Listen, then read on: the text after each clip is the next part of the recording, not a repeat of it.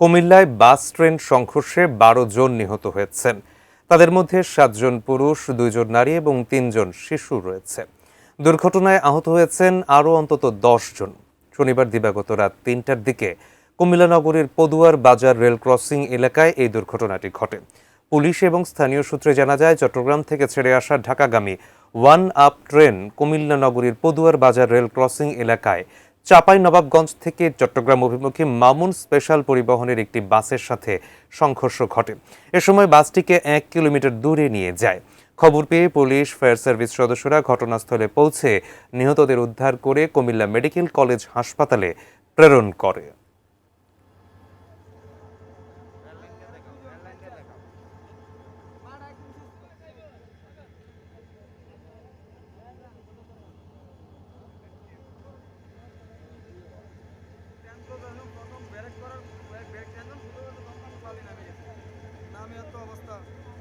ট্রেনের সাথে বাসের একটি দুর্ঘটনার সংবাদ পাই। সংবাদ পেয়ে তাৎক্ষণিক আমরা আমাদের মোবাইল টিমগুলিকে পাঠাই, আমরা নিজেরাও আসি।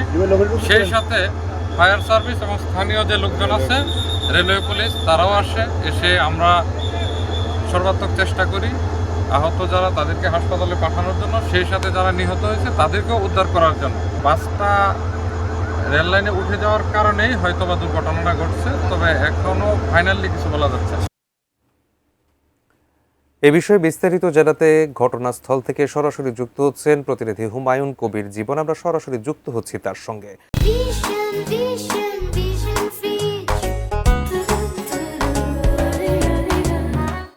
জীবন, বাস এবং ট্রেনের যে সংঘর্ষ হয়েছিল গত রাতে, এবং সেখানে আমরা যতটুকু তথ্য জানতে পেরেছি, ৭ জন পুরুষ, ৩ জন শিশু এবং ২ জন নারী নিহত হয়েছেন। এখনকার সর্বশেষ তথ্য কি জানাবেন আপনি, এবং উদ্ধার তৎপরতার কি অগ্রগতি?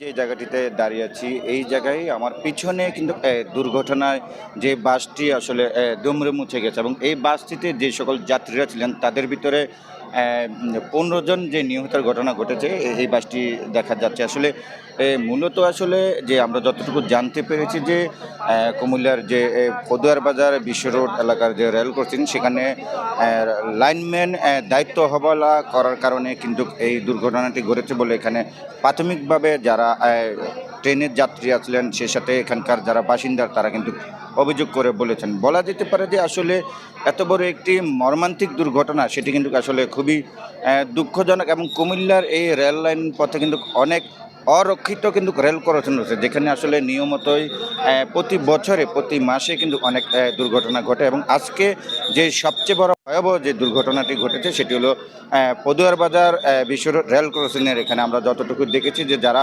প্রত্যক্ষদর্শী ছিলেন, যারা ট্রেনের ভিতরে যাত্রী হিসেবে ছিলেন, তাদের সাথে কথা বলেছিলাম। তারা বলছিলেন যে ঈদের দিন রাত দিবাগত রাত ৩টার দিকে এই দুর্ঘটনাটি ঘটে, এবং তারা কিন্তু ইমার্জেন্সি অর্থাৎ 999ও তারা ফোন করে কিন্তু সহযোগিতা চেয়েছেন, পাননি বলে এরকম একটি অভিযোগ রয়েছে। সেই সাথে যদি বলি যে আসলে এই মুহূর্তে আমরা যতটুকু দেখেছি, আসলে রেল কর্তৃপক্ষ উদ্ধার কাজের জন্য ইতিমধ্যে তৎপরতা কাজ শুরু করেছেন আমরা যতটুকু দেখেছি, এবং যারা এখানে দায়িত্বশীল অর্থাৎ জেলা প্রশাসনের জেলা প্রশাসক, সেই সাথে ফায়ার সার্ভিস এবং সেনাবাহিনী এবং রেল পুলিশ সবাই কিন্তু সমন্বয়ে কিন্তু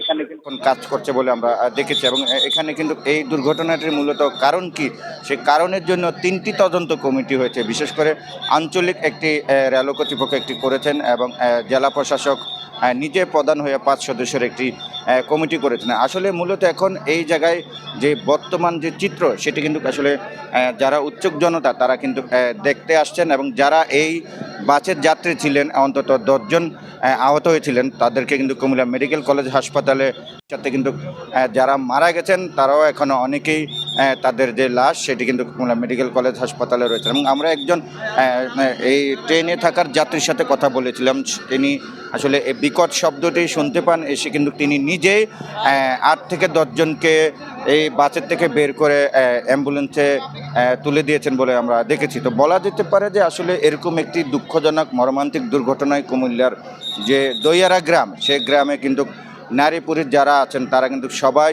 এখানে এসে কিন্তু আসলে খুবই ক্ষোভ প্রকাশ করছেন, সে সাথে কিন্তু অনেকে কিন্তু কান্নাকাটি করতেও আমরা দেখেছি। আসলে মূলত ঈদের দিন রাতে আমরা এই বাসটিতে অনেকগুলো ব্যাগ দেখেছি, সেখানে কিন্তু যারা বাড়িতে ফিরে যাচ্ছেন ঈদ করার জন্য তাদের নতুন কাপড় চোপড়ও আমরা দেখেছিলাম। এবং যারা এখানে দায়িত্বশীল রয়েছেন, আমরা জেলা প্রশাসকের মাধ্যমে যতটুকু জেনেছি, জেলা প্রশাসক জানিয়েছেন যে মোট 14 জন আহত হয়েছেন, 12 জন নিহত হয়েছেন। তাদের ভিতরে 7 জন হলো পুরুষ আর 3 জন শিশু, 2 জন নারী রয়েছে।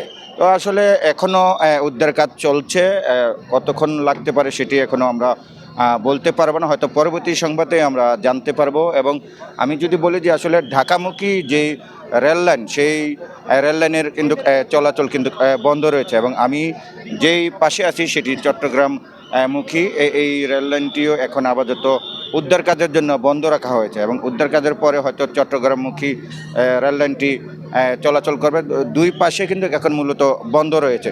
তো সব কিছু মিলে আসলে এত বড় একটি মর্মান্তিক দুর্ঘটনা, ভয়াবহ দুর্ঘটনা এটি কুমিল্লাতে এই প্রথম হয়েছে। তার আগেও কিন্তু আমরা যতটুকু দেখেছি যে বানাসুয়া এলাকায় প্রায় 8 জন মারা গিয়েছেন, তারা অটো রিক্সার মধ্যে ছিলেন, সেখানে কিন্তু তারা জায়গাতে ঘটনাস্থলে তারা মারা গেছেন। তো মূলত আসলে কুমিল্লার ঢাকা চট্টগ্রাম মহাসড়কের পাশে কিন্তু অসংখ্য অরক্ষিত রেল ক্রসিং রয়েছে, যেখানে আসলে নিয়মিতই এরকম দুর্ঘটনা ঘটছে। এবং আজকে এই ঘটনাটি মূলত ঘটেছে এখানে যিনি লাইনম্যান আছেন, লাইনম্যানের দায়িত্ব অবহেলা করেছেন, এবং তিনি না থাকার কারণে এত বড় একটি প্রাণহানির ঘটনা ঘটেছে, যেখানে আসলে ঝরে গেছে 12টি প্রাণ, এবং হয়তো নিহতের সংখ্যা আরও বাড়তে পারে, হয়তো আমরা পরবর্তী সংবাদে জানাতে পারবো। এই ছিল কুমিল্লার বাস এবং ট্রেনের দুর্ঘটনার সর্বশেষ।